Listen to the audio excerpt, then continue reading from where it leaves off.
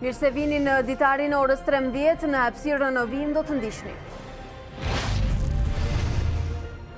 Rikthehet në agendën politike reforma zgjedhore, OSB organizon të hënën tryezë me Komisionin Parlamentar, ftese dhe për opozitën jashtë parlamentit, reagon kreu demokrat Lulzim Basha.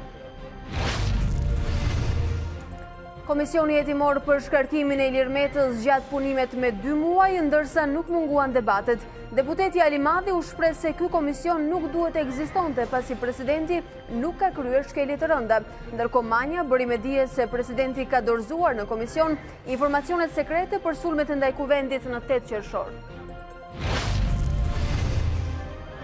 Berlini dhe Parisi dakordsohen për t'i dhënë dritën jeshile Shqipërisë dhe Maqedonisë së Veriut për çeljen e negociatave, por nëse për Maqedoninë poja është e prerë, për Shqipërinë ajo do të jetë me kushte të tjera, tha Bodo Weber, ekspert në Këshillin për politikat e demokratizimit në Berlin. Zonja dhe zotri, ju përshëndes sërish, jemi sërish në transmetim të drejt për drejt me Ditari në orës 13. Në minutat në vijim do të keni mundësi të merrni informacione më të zgjeruara nga aktualiteti politik në vend dhe jo vetëm si këto. Edhe zgjedhjet e dyta brenda 5 muajve përfundojnë pa një fitues të qartë në Izrael. Projekcione sugjerojnë rezultate tepër të ngushta mes partisë së kryeministrit Benjamin Netanyahu dhe ish kreu të ushtrisë Benny Gantz. Mbyllet me barazim pa gola ndeshja më e rëndësishme e Champions League, ajo mes Borussias Dortmundit dhe Barcelonës, ndërkohë Napoli triumfoi ndaj Liverpoolit 2-0. Interi zhgënjen përballë çekëve.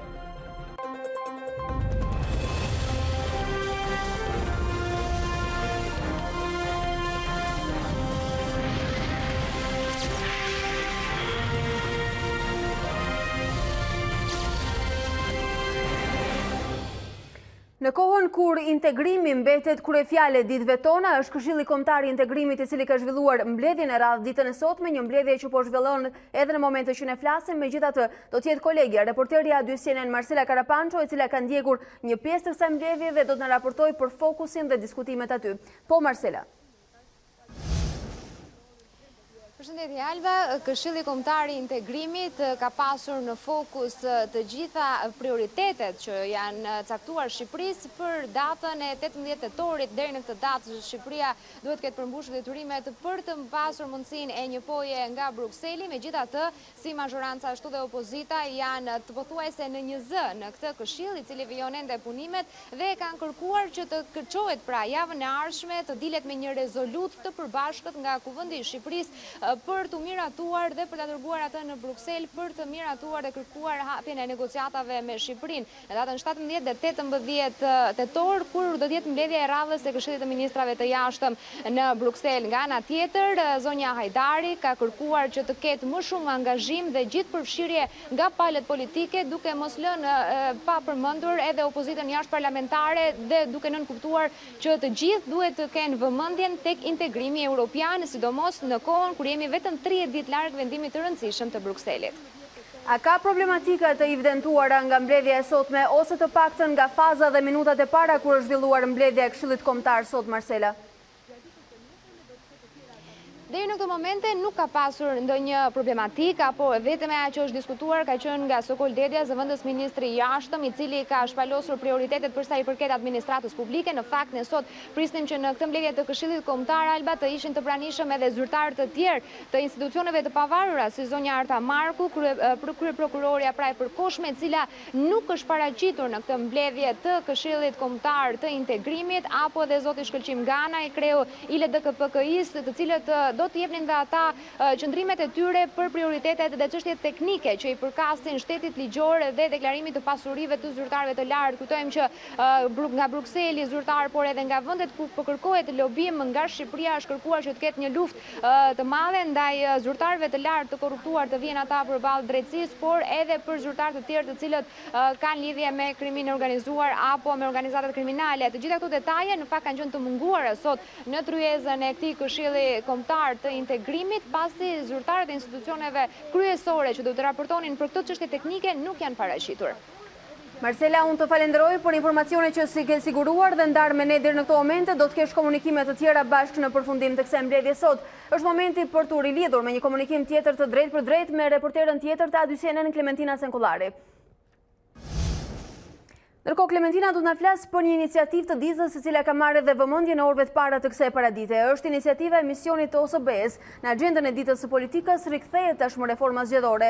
OSB është misioni dhe i posaçëm parlamentar do të organizojë një tryezë në datën 25 shtator, ku kanë ftuar tashmë edhe opozitën jashtëparlamentare për një vend. Klementina Cenkollari në fakt ka pyetur kreun e opozitës zotin Basha. Ajo do na jap pak më shumë detaje në një komunikim në këtë moment.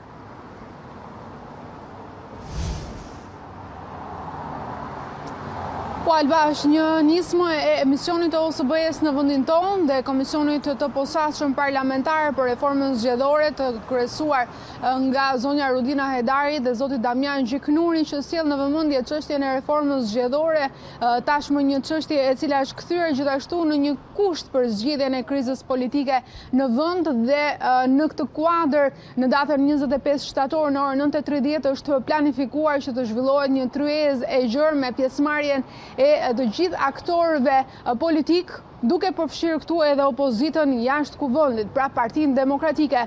Më është konfirmuar nga bashkëkryetari i Komisionit të posaçëm për reformën zgjedhore, zoti Damian Gjiknuri, se ftesi është dërguar Partisë Demokratike si nga komisioni, citoj zotin Gjiknuri, po edhe nga misioni i OSB-s. Nisur nga ky lajm në fakt i cili qarkulloi gjatë paradites, gjetëm rastin për të pyetur kryetarin e Partisë Demokratike, zoti Lulzim Basha, i cili mori pjesë në një takim të sindikatave të pavarura të Shqipërisë ditën e sotme.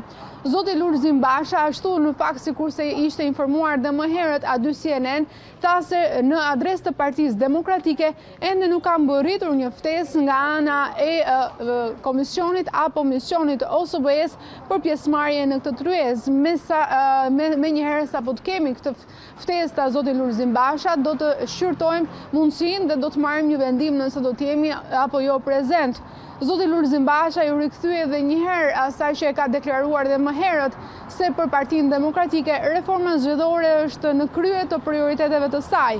Por zoti Basha i dërgoi një mesazh jo vetëm majorancës, kur tha se nuk do të jetë vetëm kjo tryezë mundësia për të zgjidhur krizën politike, duke nënvizuar se një tryezë e vetme sipas tij nuk e zgjidh krizën që e ka përfshirë vendin, duhet thënë që prej muajit të shkurt, kur opozita doli jashtë kuvendit.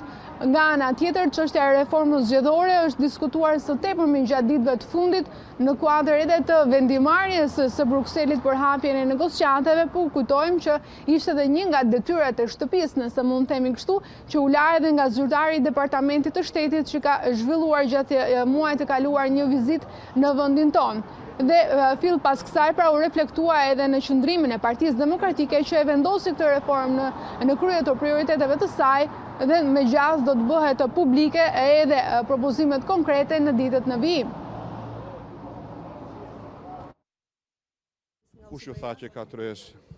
Ka ardhur ftesa zyrtare. Po të shikojmë ftesat, se ftesat bëhen javë për javë, do të shikojmë, do t'i vlerësojmë. Zgjidhja e krizës politike është prioriteti ynë.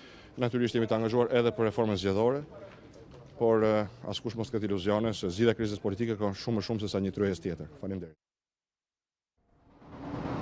Ndërkohë, Klementina, zoti Basha ishte i pranishëm sot në një tryezë me sindikata. Cilat ishin angazhimet e tij aty? Po Alba, në fakt, zoti Lulzim Basha gjeti rastin për të prezantuar premtimet kryesore që lidhen me të punësuarit nëse Partia Demokratike do të vi në qeverisje, teksa mori pjesë në një takim të sindikatave të pavarura të Shqipërisë. Zoti Lulzim Basha premtoi një rritje për jo pak, por 10.000 lek të reja të pagës minimale për shqiptarët në 6 muajt e parë të qeverisjes së Partisë Demokratike, duke e çuar pra këtë pagë në nivelin prej 300 euro. Dhe ai tha se brenda mandatit të parë qeverisjes së kësaj force politike, pagesa minimale për të punësuarit në Shqipëri do të jetë 400 euro. Ai tha se ky premtim nuk do të hidhet poshtë, po aq edhe premtimi për rritje të pensioneve apo edhe mundësia për të siguruar një shkollim më të mirë për fëmijët e Shqipërisë, pra në shkollat e shqiptarëve. Kjo pasi sipas tij do të denoncohen dhe do të vihen përpara drejtësisë të gjithë ata bizneset të cilat kanë abuzuar me koncesionet. Por nuk do t'jenë vetëm bizneset, zoti Lulzim Basha paralajmëroi se para drejtësisë do të shkojnë nga juristi i biznesit deri tek kryeministri i vendit. Deklaroj para Kësaj asambleje të mbrojtjes së drejtave të punëmarrësve shqiptar, vendimi e Partisë Demokratike për të kaluar brenda 6 mujorit të parë mandatit tonë të parë qeverisës, masën e rrogës minimale të pagës minimale në nivelin e 300 eurove dhe brenda 4 viteve të para të qeverisë në nivelin e 400 eurove për gjithë punëmarrësit shqiptar. Bashkimi bën fuqi. Bashkimi i sindikatave të pavarura të Shqipërisë, bashkimi për kauzat e drejta, bashkimi pas një kompleks me Partinë Demokratike, me opozitën e bashkuar, është çelësi, është forca, është shpresa për të pashmangshme. Këto janë ditët e sprapshme të oligarkisë, të krimit dhe të një qeverie anti-europiane. Klementina, unë të falenderoj për informacione që sigurove dhe zërat që ndave me ne në këtë komunikim. Ndërkohë, eksperti gjerman Bodo Weber thot se Shqipëria dhe Maqedonia e Veriut do të marrin dritën jeshile për çeljen e negociatave në muajin tetor, por mbi bazën e një kompromisi mes Parisit dhe Berlinit për Shqipërinë do të ketë kushte. Berlini dhe Parisi po dakordsohen për të dhënë dritën jeshile Shqipërisë dhe Maqedonisë së Veriut për çeljen e negociatave në muajin tetor, por ndërsa Shkupi pritet të marrë një po të fortë, për Tiranën do të ketë kushte. Këtë e thot Bodo Weber, ekspert në Këshillin për politikat e demokratizimit në Berlin. Në një intervistë për European Western Balkan, Weber pohon se koalicioni qeveritar në Gjermani është drejtaritje së një marrëveshje pas bisedimeve të zhvilluara mes Parisit dhe Berlinit. Vendosja e një serie e kushtesh para hapjes së negociatave me Shqipërinë duket si një zgjidhje e mesme, ku të dyja partitë e koalicionit në Berlin mund të gjejnë kompromis. Besoj se edhe Berlini dhe Parisi do të dakordsohen. Le të jemi të qartë, me situatën që ka përfshirë Maqedoninë e Veriut, me kurajon që treguan liderët e vendit, marrëveshjen e Prespës dhe referendumin e vështirë, nëse nuk do të ketë dritë jeshile këtë herë, bashkëpunimi rajonal dhe procesi zgjerimit do të minohen rënd. Nëse parashikimi i Weber është i saktë, kjo do të thotë se plotësimi ose jo i kushteve do të jetë çështje teknike, dhe se në të ardhmen Shqipëria nuk do të mbetet më peng i humoreve të politikës së brendshme të vendeve anëtare. Sipas ekspertit gjerman, Shkupi ishte bërë viktime polarizimeve politike në Shqipëri. Parisi bllokoi procesin qershorin e kaluar pasi qeveria e Berlinit këmbguli në dhënien e dritës jeshile për të dyja vendet. Weber thot se Franca mund të kishte mbështetur çeljen e negociatave për Shkupin, nëse Gjermania nuk do të insistonte për mosveçimin nga Shqipëria. Në studion e Ditarit tashmë është bashkuar me ne koordinatori i Bindjes Demokratike, zoti Asrit Patozi. Mirë se vini. Zoti Patozi, pos një 30 qershorit pazakonshëm, në kohën që Shqipëria tashmë po pret një përgjigje të rëndësishme për të hapur një portë europiane, ajo e 18 tetorit, si besoni ju, do të kemi një po me kushte apo një refuzim të radhës? Më shumë gjasa ka të ketë një po me kushte, po të gjitha versionet janë në tavolinë, janë në lojë dhe nuk besoj që është kjo ngjarja më rëndësishme politike që shqiptarët presin, sepse kam përshtypjen që ka një lloj lodhje edhe me trajtimin e procesit integrimit, sikur është shumë domethënës në jetën e Shqipërisë, në ekuilibrat sociale etj. Unë si e lexoj që më shumë gjasa ka që të ketë kushte, dhe unë do doja që këto kushtet ishin sa më të ashpra dhe sa më të personalizuara, në kuptimin që gjithkujt i tregoj ajo detyra që kishte për të bërë që negociatat një ditë të çlirohen. Diskutohet se procesi zgjedhor dhe sistemi i drejtësisë, reformimi i tij do të jenë kushtet kryesore të cilat do të jenë sërish prioritete për Shqipërinë. E mundur? Po pa diskutim. Unë mendoj që pas një lloj ecjeje të reformës në drejtësi, sfida tjetër politike e Shqipërisë është një reformë elektorale e cila në radhë të parë do të japi fund krizës, sepse ne jemi në një situatë krejtësisht absurde, ku majoranca nuk po di çfarë të bëjë me pushtetin, me obezitetin nga pushteti, pra me një pushtet, me mbi pushtetin, kurse opozita s'po di ku të fusi kokën nga mungesa e tij në të gjitha nivelet. Pra jemi në një situatë absurde që vjen për shkak të një krize të fortë përfaqësimi politik, e cila sipas meje zgjidhet vetëm me zgjedhjet parakoshme, se në rast se ne do ta lejojmë qeverinë që të zvarritet deri në vitin 2021, sigurisht që do të kemi humbur shumë si shoqëri, dhe që të shkojmë në zgjedhjet parakoshme sigurisht që ka nevojë për një reformë elektorale. Se në rast se do të shkojmë me këtë ligj që kemi, ne do ta shtyjmë, ndoshta pak, do ta retushojmë krizën, por nuk do ta zgjidhim atë. Kur jemi tek gjendja absurde, po e quani ju, është e pazakontë precedenti i parë kjo situatë edhe post 30 qershorit, por edhe para tij. Megjithatë, duket se ka ardhur një iniciativë radhës për t'i përafruar palët, ndoshta jo drejt për zgjidhjen e krizës, por për reformën zgjedhore. Është OSBE-ja e cili ka ftuar tashmë të gjitha palët në një tryezë në datën 25 shtator. Si e shihni iniciativën, një kamuflim për t'i ulur palët në tryezë, apo është realisht reforma zgjedhore piknisja? Jo, unë besoj që çdo gjë që ne të shpikim, ne do të na çojë në zgjedhje. Pra, ne do ta zgjidhim përmes votës, sepse asnjë krizë politike nuk zgjidhet ndryshe në një vend demokratik, dhe ne pretendojmë që të jemi tillë. Pra, pa reformë elektorale nuk mund të ketë zgjedhje, sepse do ishin krejtësisht të panevojshme dhe nuk do të zgjidhen asgjë. Dhe sfida edhe e komunitetit ndërkombëtar, po themi, po sidomos se klasës tonë politike është që ne të kemi një reformë të qëndësishme. Si e shikojmë ne tani këtë reformë? Në rast se kjo do të bëhet me retushim të kodit elektoral, duke zgjidhur në një problem të lehtë, të tillë siç ka shumë tentativa për ta trajtuar, ne nuk dalim nga ky spiral. Pra ju thoni se reforma duhet rinisi nga themelët? Jo, unë besoj që ne kemi nevojë për ndryshimin e sistemit. Pra, unë besoj që ky sistem, që është në grahmët e fundit, ka degraduar dhe ka prodhuar këto kriza, dhe shembujt janë ulëritës dy krizat e fundit. E para që prodhoi pazar në 2017, pra në 17 maj, dhe e dyta që për pak e çoi vendin në përplasje civile me 30 qershor, janë krisje të forta të sistemit, ulërimet e fundit të tij. Në rast se edhe faktorin ndërkombëtar, OSBE, ODIRI apo edhe partnerët tanë strategjik do ta trajtojnë këtë si krizë të disa personazheve me gjithë rëndësinë e tyre dhe me gjithë problematikën e tyre, që i kanë shkaktuar shumë andralla vendit atyre, komunikimit me ta e kështu me radhë, e kanë gabim se kjo është një krizë e sistemit. Pra kjo duhet ndryshuar në sistem. Sistemi jonë politik favorizon qartazi partitë kryesore, dhe brenda tyre i ka kthyer në sultanate, pra vetë partitë kryesore i ka kthyer në sultanate të kryetarëve, dhe ne kemi mbritur në këto deformacione të tmerrshme të institucioneve tona, po edhe të komunikimit politik. Ju besoni se ka një mungesë ndërgjegjësimi për natyrën e krizës që ne kalojmë me këtë sistem? Unë do doja që partnerët tanë ta lexojnë drejt, sepse shoqëria shqiptare është koshjente.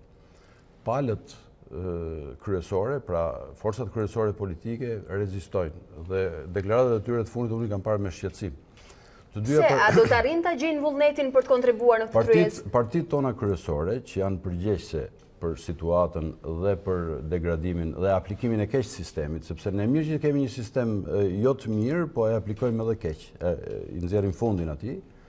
Megjithëse janë përgjegjëse, duan ta ruajnë sistemin. Dhe unë kam parë deklaratat e përfaqësuesve më të lartë politik të dy partive kryesore, të cilët nuk e kanë qef atë temë. Pse e keni lexuar kësaj, a do të detyrohen ata që të kontribuojnë për ndryshimin e sistemit? Ata detyrohen në dy mënyra. Që janë? Sipas meje. E para, një presion i të gjithë aktorëve të tjerë që janë të prekur nga sistemi, po që edhe kanë arritur një shkallë ndërgjegjësimi, që gjëja që na duhet është dalja prej tij.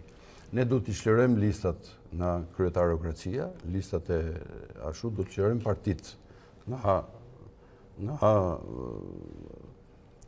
sundimi i njerëzit, dhe sigurisht do çlirojmë institucionet, dhe pastaj do shkojmë në një palë zgjedhje normale, se s'po pretendojmë që të kemi zgjedhje të lira të ndershme që në rastin e parë. Çlirojmë komisionet zgjedhore dhe pastaj mund të pretendojmë që arrijmë një marrëveshje të madhe sociale e cila mund na shpëtojë nga krizat. Unë besoj që faktorët e brendshëm, të gjithë ata që preken, shoqëria civile, media, përfshirë këtu, por edhe faktori ndërkombëtar, i cili në një farë mënyrë është edhe arbitër, por edhe ndërmjetësues në krizat tona, mund t'ja dalë që ti bind palët që kjo është rruga e vetme. Po unë e mendoj si mision të vështirë. Më përmendet presionin si një alternative mundshme. A është një lloj presioni indirekt dhe ftesa dhe ndërmjetësimi OSBE-s në këtë rast? Nuk besoj. Ajo është një përpjekje, besoj, për ta nisur, pra për ta filluar këtë temë, sepse ne sot dim vetëm që Partia Socialiste, kryetari i saj dhe kryeministri i vendit, thotë që nuk e shikon djallin pas sistemit, që fshihet pas sistemit, duke marrë përsipër një barë të rëndë edhe për vetën e tij, se në rast se nuk është sistemi problem, atëherë i bie që të jetë ai problemi. Dhe ai e merr përsipër vetëm sistemin mos ta ndryshojë. Merr përsipër të jetë vetë djalli. Dhe kam dëgjuar hierarkët e tjerë të lartë Partisë Socialiste që janë të gatshëm të ndryshojnë komisionet, të depolitizojnë komisionet zgjedhore, po deri aty shkojnë. Palën tjetër, e kam parë që është po kaq refraktare tek ndryshimi i sistemit, se thotë nuk është problem sistemi, problem është Edi Rama. Pra janë fanatik të sistemit aktual. Do me thënë, ata mund mos bien dakord për asgjë në këtë botë, pra mund mos bien dakord edhe që sot është e mërkur dhe është ora 1:30, po bien dakord pa u takuar fare kur vjen puna te sistemi. Dhe Partia Demokratike, për shembull, nuk e kam dëgjuar që të jetë dakord edhe për depolitizimin e komisioneve, as për kaq. Pra e shikoj si një ndërmarrje jo të lehtë për të arritur të ndryshimi i sistemit, por që ende e shpresoj që nuk do jetë misioni pamundur. Një pjesë të ftesave të adresuara tashmë nga misioni OSBE, si kemi mësuar, a është bindja demokratike e ftuar në këtë tryezë dhe a do të marrë pjesë nëse po? Jo, unë e kam marrë vesh rrugës kur po vija për tek studio e juaj, dhe nuk di, ndoshta ka ftesë, ndoshta nuk ka, por kjo nuk ka shumë vlerë. Në rast se ne jemi trajtuar si parti parlamentare, pra që kemi një deputet në parlament, ndoshta nuk është pare ullë se janë ftuar vetëm aktorët që ekstra parlamentar, pra ata që janë jashtë parlamentit. Hipotetike, nëse do të ftoheni, do të jeni pjesë e tryezës? Patjetër që po. Patjetër që po, dhe do jemi dhe aktiv në tryezë për të thënë gjithë optikën dhe këndvështrimin tonë për këtë çështje. Më thatë se vullneti i munguar i palëve politike, sidomos dy kampeve kryesore, nuk besoni se do të çojnë në rezultat. Nëse jo për reformën zgjedhore, a do dalin ndonjë produkt nga kjo tavolinë, nëse ata gjithmonë ulen? Tani kjo tavolinë është ekskluzivisht për reformën zgjedhore, dhe nëse del në një produkt për saj, të paktën ajo që unë pres është që qytetarët shqiptarët mësojnë se kush e pengon arritjen e një konsensusi për të ndryshuar rendin e gjërave në Shqipëri, në mos se s'duhet besoj tek mrekullit që mund të arrihet një rezultat qoftë edhe në tavolinë që palët përafrohen qëndrimit e tyre. Besoj se e keni dëgjuar deklaratën e zotit Basha që thotë se zgjidhja do të gjendet brenda nesh. Tani, e kam dëgjuar, po mua këto deklaratat patetike të sovranistëve të vënuar, cilët punojnë këtë profesion e ushtrojnë part-time, gjithmonë më kanë shkaktuar humor. Pse? Se unë kam parë për shembull mbaj mend seancën e famshme të reformës në drejtësi, 3 vjet shkuara, kur u ngritën 140 karton jeshil. Pro kësaj reforme? Pro kësaj reforme, duke përfshirë dhe vetë zotin Basha që ishte 141, i cili ishte prezent në lozhë, sepse s'kishte mundësi të votonte. Por erdhi aty që për të konfirmuar të shprehte dëshirën që edhe ai e votonte këtë reformë. Kam parë po ashtu, kam dëgjuar paralajmërime të frikshme për protesta që do përfundonin me djegje qeverisë të Tiranës, Shqipërisë e kështu me radhë, po që pas një telefonate të largët përtej Atlantikut kanë përfunduar në përqafime mes policëve dhe protestuesve.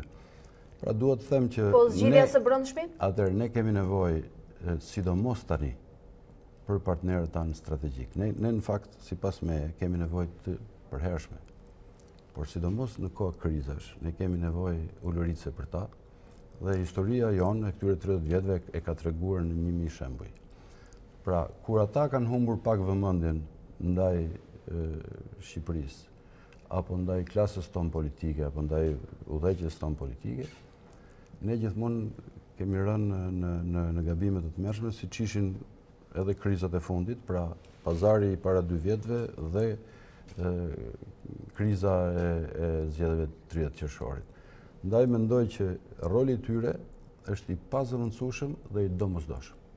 Kush mendon që e zgjidh me forcat e veta, sigurisht na kujton një kohë të largët, sepse ne jemi problemi, nuk jemi zgjidhja.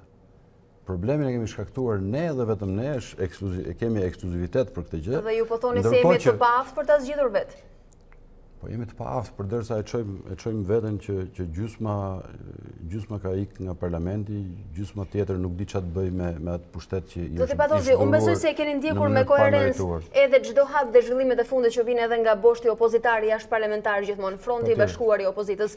Si keni parë qëndrimet së fundmi? Ka pasur deklarata të cilat shpesh lexoheshin si thyerje e qëndrimeve të përbashkëta, duke sikur liderët nuk dilnin në unison. Kjo kryesisht për zgjedhjet me ose pa Edi Ramën. Zonja Kryemati mendon ndryshe, Zoti Basha i qëndron kushtit kategorik. Atëherë kjo është e vërtetë. Unë e shikoj si shenjë të mirë faktin që disa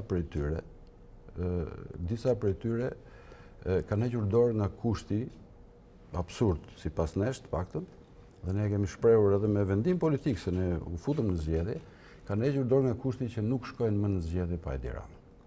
Dhe ky është një lajm i mirë, po jemi shumë larg që nga deklaratat të kalojmë në vendime.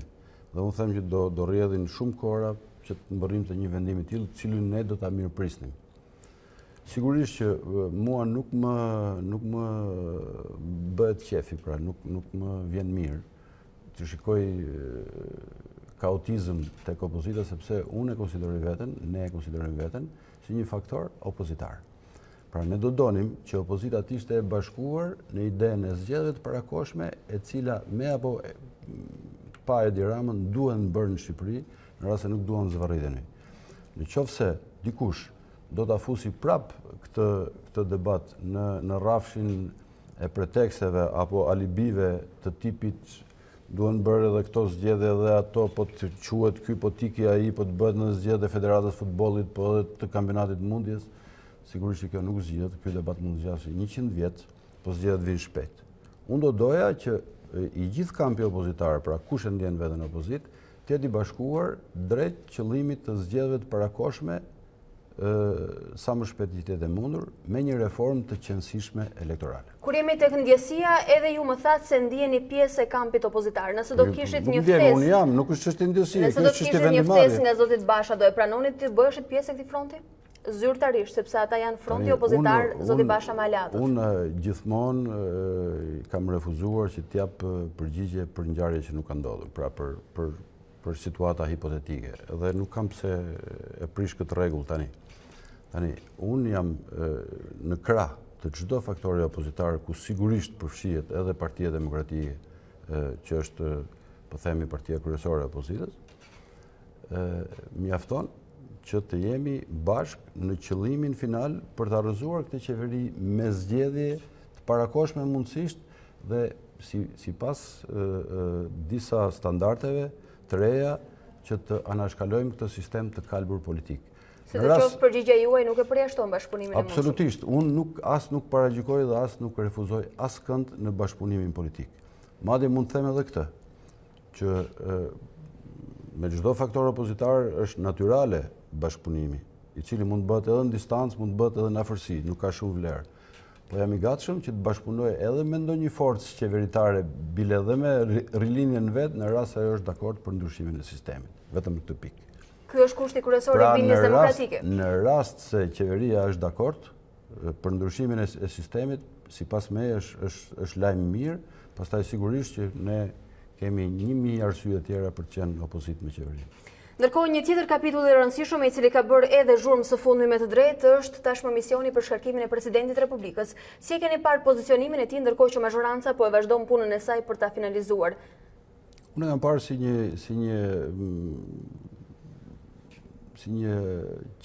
si një pasqyrë tjetër të rënies së sistemit, degradimit të sistemit, pra janë dy institucionet më të rëndësishme të shtetit, Presidenti i Republikës dhe qeveria, cilët janë edhe majoranca, nëse do e fusim edhe parlamenti, që janë një konflikt të panevojshëm, të egzageruar dhe që sjell vetëm dëme. Shenjë të degradimit e shihni iniciativën për ta shkarkuar presidentin e Republikës? Jo, unë tani them që të dyja palët janë përgjegjëse për sa po ndodh, dhe siç është përgjegjëse majoranca edhe për zgjedhjen e panatyrshme të zotit Meta aso kohë, Sigurisht që nuk shoh në përgjigje më të matur edhe më të përmbajtur edhe nga ana zotit Meta, se shikoj një egzagerim, një teprim të rolit të presidentit dhe kompetenca që nuk ja jep askush që ai i merr i rrëmben e tjerë. Por nuk e vendos unë që është shkelur apo s'e shkelur, unë kam thjesht një opinion. Opinionin tuaj, prandaj. Atëherë shkelja e kushtetutës, sipas meje, ka qenë flagrante, por tek e fundit janë institucionet ato që vendosin. Unë nuk besoj që shkarkimi i zotit Meta e zgjidh krizën. Ashtu siç nuk mendoj që ajo që po bën zoti Meta në raport me majorancën, por edhe me vendin në përgjithësi është mënyra e duhur. Pra ka një nuk ka qenë një tratative presidentit një republike për t'i ulur palët, për t'i ulur tonet dhe tensionet gjithmonë për të shërbyer në sigurinë kombëtare, për cilën ai thotë se mund të cënojë. Ai as e ka bërë këtë, po edhe po ta bënte do dështonte me njëherë pa asnjë dilemë. Sepse e ka humbur atë që t'jesh interlokutor, që t'jesh ndërmjetësues mes palëve, që kanë një konflikt apo një debat mes tyre, duhet t'japësh minimumi një shenjë, një imparcialiteti që ai s'e ka pasur në asnjë ditë të presidentës vet. Po kjo tashmë është një temë e tejkaluar. Unë nuk mendoj që është shkarkimi i presidentit zgjidhur, dhe mendoj që më shumë majoranca do ta delegjimoj politikisht, pra do ta telendisi politikisht dhe t'ja uli influencën, ta çfaktorizoj presidentin se sa ta shkarkoj realisht. A ja del kësaj? Po unë e ndjej që don vetëm ta telendisi, por sigurisht që në rast se do ketë një përgjigje gjysmë ndihmuese nga Komisioni i Venecias dhe në rast se gjykata kushtetuese do ngrihet shpejt, edhe mund ta bëj fakt kryer, por nuk ka nevojë për ta bërë këtë gjë. Unë mendoj që presidenca mund të qëndrojë në drejtimin e Ilir Metës, qoftë edhe si i vetmi pushtet që i ka ngel opozitës në këtë ditë të keqe, ku ajo pothuajse nuk ekziston po thoni që është ai në hierarkinë e presidencës shtetit. Po sigurisht. Unë ju falenderoj që ishi sot këtu. Faleminderit ju për mundësinë.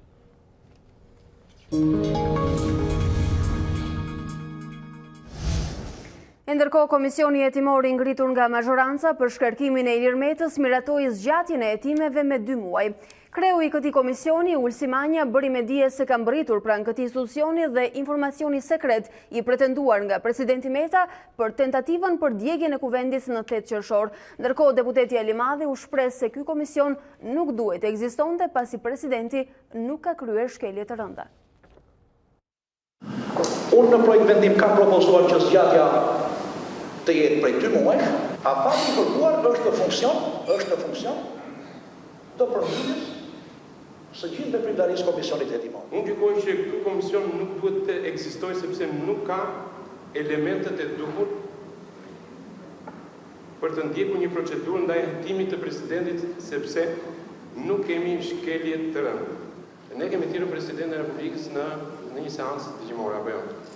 Ju kërkova që gjitha institucionet që kanë prodhuar dhe ne kemi tërhequr materiale, mirë është që për interes të opinionit publik, ju lutem, të vinë gjithë drejtuesit e institucioneve përpara Komisionit Hetimor.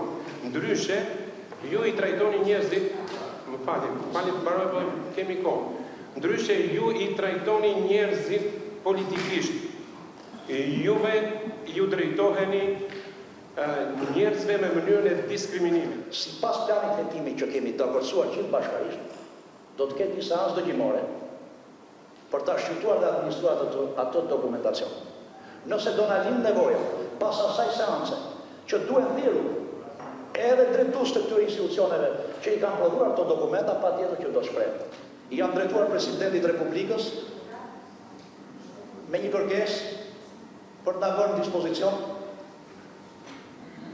një material që presidenti i Republikës e disponon në lidhje me arsye serioze, siç pretendon presidenti, që e shtyr të firmos dekretin e datës 10 qershor për anullimin e zgjedhjeve të datës 30 qershor 2019 për zgjedhjet vendore. Natyrisht që ky informacion duhet trajtuar në përputhje me ligjin numër 8457, datë 12/2/1999, për informacionin e klasifikuar sekret shtetror dhe të drejtën e njohjes me këtë informacion të klasifikuar sekret shtetror ka secili nga kolegët e mi deputet të komisioni hetimor, që rezulton i pajisur me certifikat sigurie nga drejtoria e sigurimit të informacionit klasifikuar.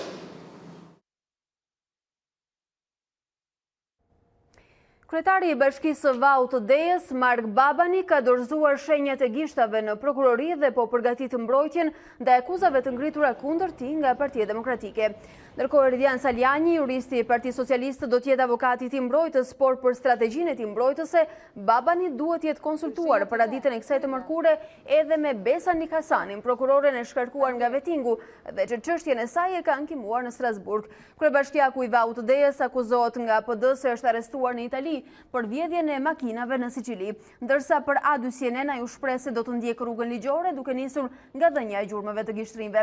Ato do të shkojnë për verifikim në Itali për të zbuluar nëse ka apo identitete të tjera dhe Partia Demokratike ka deklaruar për një gjë të tillë, por që Babani nuk i ka deklaruar as në formularin e dekriminalizimit.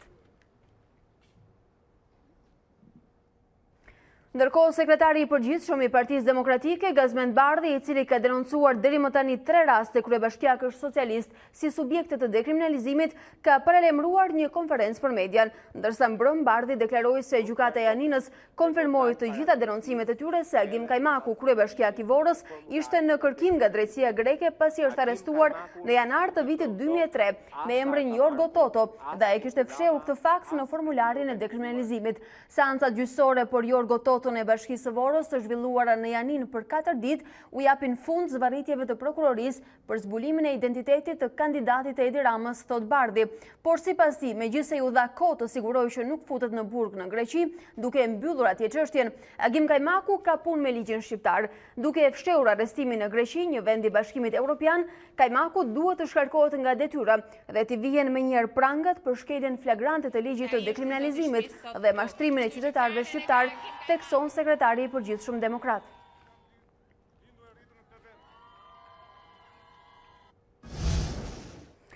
Shkolla e Floqit në rrethin e Korçës nuk ka mundur këtë shtator të mirëpresë nxënësit e saj.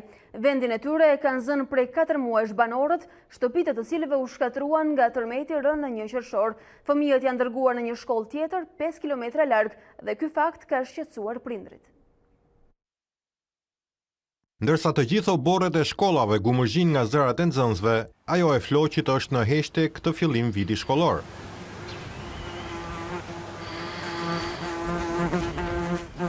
Në këtë shkollë, vendin e nxënësve për 4 muajsh e kanë zënë familjet që u janë prishur banesat nga tërmeti rënë 1 qershorin e këtij viti. Për këtë arsye, nxënësit e shkollës së Floqit në rrethin e Korçës janë transferuar në shkollën e fshatit Fqinj në Pula, rreth 5 kilometra larg. Edhe pse transporti bëhet me autobus i cili i çon në mëngjes dhe i merr në drek, për prindrit largësia e shkollës është një hall më shumë, përveç hallit të madh për banesat e prishura dhe kushtet e papërshtatshme të jetesës në ambientet e shkollës. Tash i shtëpitë tona si kanë filluar. Thanë që do t'i fillojmë, tash ne s'kemi kurrim. Edhe diem për shembull fëmijët që ti jashu nga shkolla, është gjuna. Po deri tash nuk na kanë thënë asnjë gjë. Se sa do ashtu nuk e din, edhe këtu deri në nëndor na kanë thënë të rrim, pastaj nuk e dim se çfarë do bëhet. Si se kemi, të vështirë kemi. Thash i shkoja mirë, po kur tjetë pasë që të bjesh i bjetë borë. Është me problem se eftojnë ata. Nuk e dim, kemi merak atje, shtëpis po na bën. Po për fëmijët keni merak duke qenë se po afron edhe dimri? Kemi shumë. Shtëpitë janë të dërmuara, ata e kanë marrë shumë zvarë. Jo, do t'i bëjmë, po se kur do t'i bëjmë ata e din. Në këtë situatë problematike në fshatin Floq, i vetmi lajmi mirë është që vetë nxënësit ndjehen të lumtur, teksa kanë filluar shkollën në fshatin Pula dhe se shkolla aty i pëlqen më shumë se shkolla e Floqit. Si të duket kjo shkolla e Pula? Kjo më duket shumë e bukur. Po, e ke kështu vështirë ti që vjen çdo ditë tani edhe një larg familje? Jo. Edhe pse ritmi i punimeve në banesat e prishura nuk është premtues dhe banorët janë pesimistë se do të futen në banesa para 1 nëntorit, autoritetet lokale besojnë se fundi i tetorit do t'i gjejë banorët në shtëpitë e rregulluara.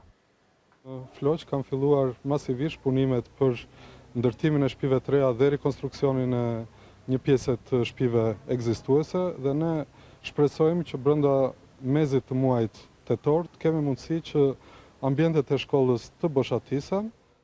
Urojmë që ky premtim të mbahet, pasi dimri po troket dhe do të vështirësojë jo vetëm jetën e këtyre banorëve që jetojnë në shkollë, por edhe të fëmijëve që do të kenë më të vështirë të ndjekin mësimet në shkollën e fshatit Fqinj. Është momenti për zhvillimet ndërkombëtare. Izraeli e pret një tjetër ngërç politik. Zgjedhjet e dyta në 5 muaj përfunduan pa një fitues të qartë. Netanyahu dhe rivali Benny Gantz janë kokë për kokë. Edhe pas zgjedhjeve të dyta në 5 muaj, Izraeli do ta ketë të vështirë të ketë një qeveri të re. Rezultatet paraprake sugjerojnë se partia e kryeministrit Benjamin Netanyahu Likud dhe ajo i shkreut ushtarak Benny Gantz bardhë dhe blu janë kokë më kokë, me nga 32 vende secila në parlament. Një kryeministri nevojitet një shumicë prej 61 vendesh në parlament, me 9 mandate të siguruara. Partia e vogël Izrael Beitenu e ish-ministrit të mbrojtjes Avigdor Lieberman duket se mban balancin e pushtetit. Benjamin Netanyahu, lideri më jetëgjatë në historinë e Izraelit, u përpoq të fitonte një mandat të 5 me premtimet kontroverse për aneksimin e territoreve të reja në Bregdetin perëndimor. Në një fjalim për mbështetësit, Netanyahu nuk foli për fitore ashtu si 5 muaj më parë, por u zotua të krijonte një qeveri koalicioni pa përfshirjen e partive arabe. Nuk mund të ketë një qeveri që varet nga partitë antizioniste arabe, parti që vënë në dyshim ekzistencën e shtetit, partitë që lavdërojnë dhe ndërojnë terroristët që vrasin ushtarët dhe fëmijët tanë. Kjo nuk mund të jetë, ne nuk mund ta pranojmë. Ndërsa Benny Gantz u tha mbështetësve se lideri i Izraelit ishte mundur. Sipas rezultateve paraprake, duket se Netanyahu nuk pati sukses në misionin e tij. Duke filluar nga sot do të punojmë për krijimin e një qeverie të gjerë uniteti që do të shprehë vullnetin e shumicës së shoqërisë son. Nëse projeksionet do të rezultojnë të sakta, Netanyahu nuk do ta ketë lehtë krijimin e një qeverie të re. Madje ai shfaqet në pozita më të dobta sesa në zgjedhjet e muajit prill, kur bisedimet për koalicion dështuan. Për Gantz, misioni do të jetë edhe më i vështirë për shkak të dallimeve mes partive të majta. Nga ana tjetër, rreziku i një Brexiti pa ujdi është shumë real. Këtë e tha presidenti në largim i Komisionit Evropian, Jean-Claude Juncker, ndërsa informoi eurodeputetët lidhur me takimin e tij të parë me kryeministrin britanik Boris Johnson. Juncker gjatë fjalës së tij u shpreh hapur për një ujdi të re për Brexit. Rreziku i një Brexiti pa ujdi është real. Deklarata vjen nga presidenti në largimi i Komisionit Evropian Jean-Claude Juncker, i cili informoi eurodeputetët lidhur me takimin e tij të parë me kryeministrin britanik Boris Johnson në Luksemburg. Duke nënvizuar se divorci pa marrëveshje do të jetë vetëm një zgjedhje e qeverisë së Londrës dhe kurrë e Bashkimit Evropian, Juncker thotë se ka akoma kohë për një ujdi të re. Kryeministri Johnson më tha se Mbretëria e Bashkuar dëshiron të arrijë një marrëveshje, por edhe se në çdo rast do të largohet nga Bashkimi Evropian më 31 tetor, me apo pa ujdi. Nuk ka asgjë të re, por kjo nuk kupton se rreziku i një largimi pa ujdi mbetet shumë real. Mëtej Juncker zbuloi se kishte nxitur Johnson që të prezantonte të gjitha alternativat e tij për një marrëveshje tjetër të mundshme. Gjithashtu i kërkoi kryeministrit britanik që propozimet i paraqiste të shkruara në letër, ndërsa angazhoi shefin negociator të BE-s për Brexit Michel Barnier që të intensifikojë tratativat për planin politik dhe jo vetëm.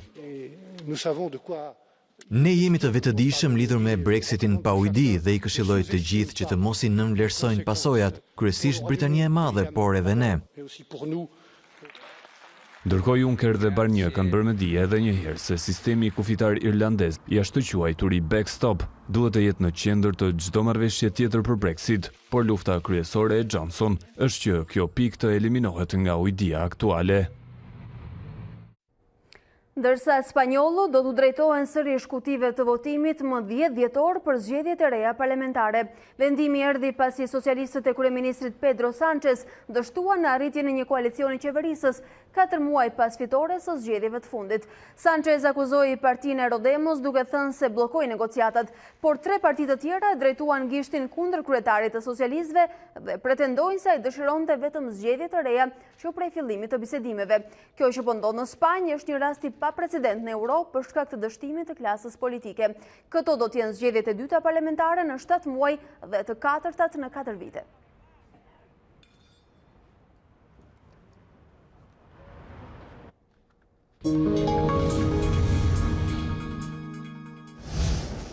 Hapësira për të rejat nga sporti, Champions League ka nisur menjëherë me surpriza dhe rezultate të pabesueshme.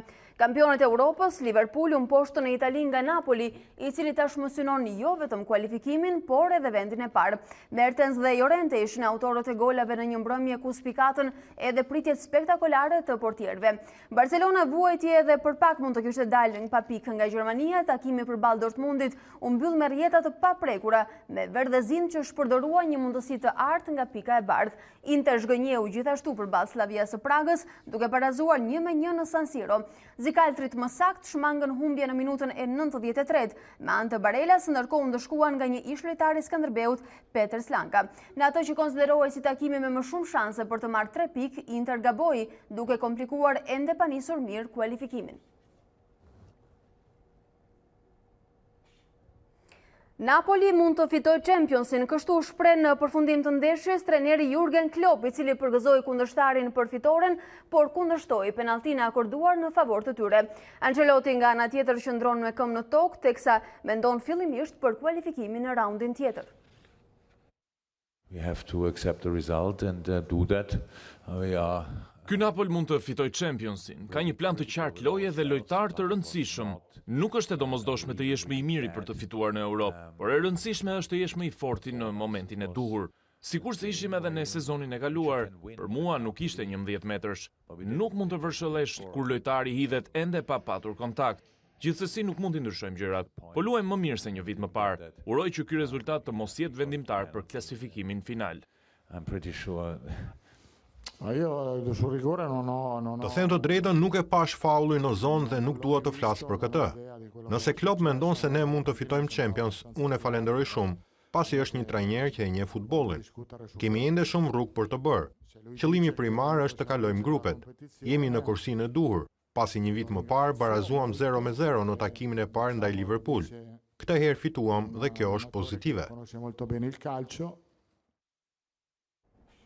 Por Champions vion sot me të tjera super përballje. Syt janë të gjitha nga përballja Paris Saint-Germain Real Madrid, e cila jashtë fushave është zbehur nga mundësitë e shumta në të dyja kampet. Kampionët e Italisë Juventus rikthehen sërish në një duel kundër Atletico Madrid me trajnerin Simeone që i druhet një jashtëtoksori si Cristiano Ronaldo. Spektakli i Champions do t'i lërë vend në mbrëmje të tjera super sfidash dhe ndeshjesh të rëndësishme. Në Parc des Princes përplasen 2 gigantë të futbollit evropian, Paris Saint-Germain dhe Real Madrid. Parizinët duken të çarmatosur teksa mungon treshja Mbappé, Cavani, Neymar për shkaqe dëmtimesh dhe pezullimesh. Megjithatë Thomas Tuchel beson tek kualitetet e tjera të skuadrës. Është e qartë që na mungojnë futbollistë sikur i mungojnë edhe Realit. Kam besim tek lojtarët e mi dhe jam i sigurt që në fushë do të kem një skuadër që do të performojë mirë dhe do të di si ta vërë në vështirësi Realin.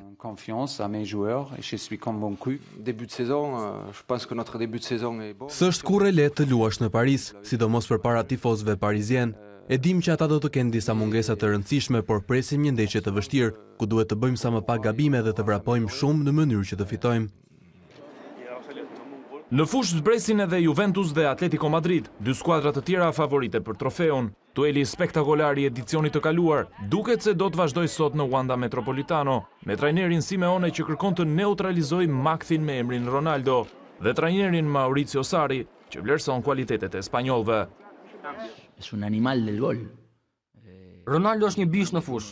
Është i pandalshëm dhe i jashtëzakonshëm në zgjidhjen e situatave. Kemi vuajtur shumë për ballë tij.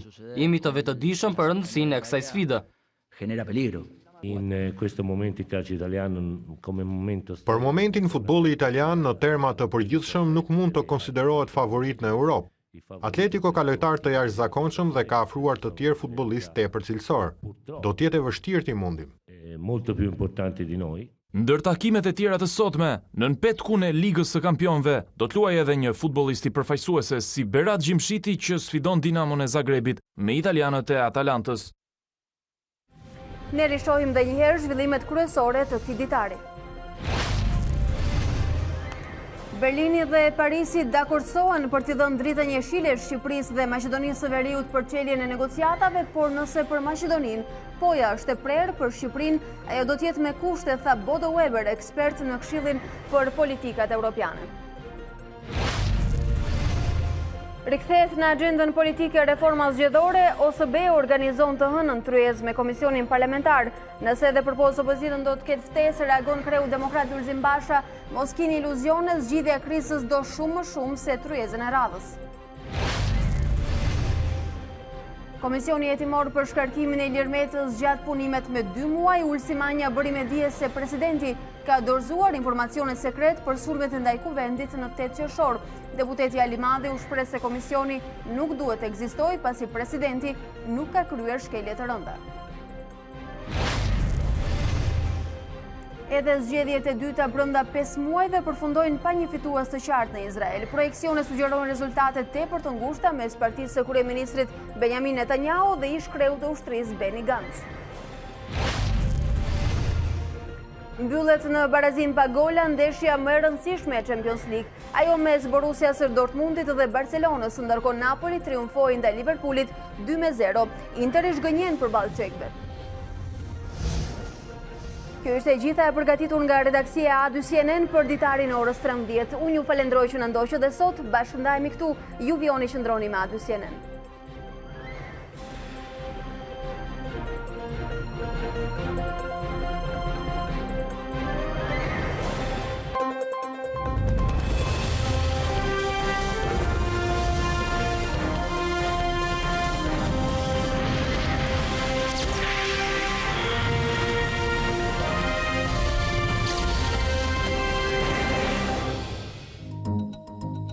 Unë jam Alba Lishani dhe ky është Ditari në A2 CNN. Për të parë të gjitha videot e Ditarit, klikoni subscribe.